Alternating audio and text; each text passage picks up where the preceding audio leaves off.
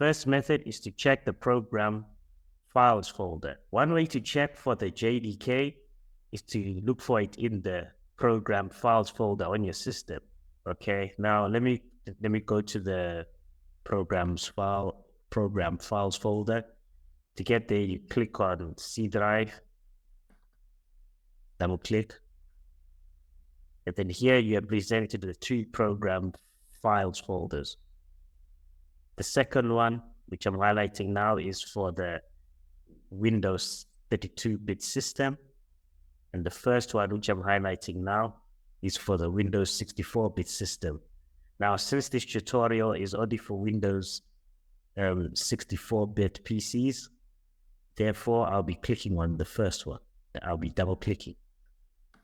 Click.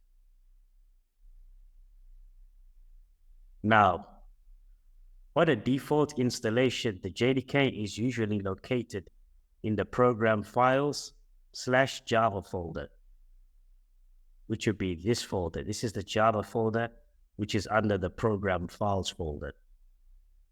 Then I want to double click on it.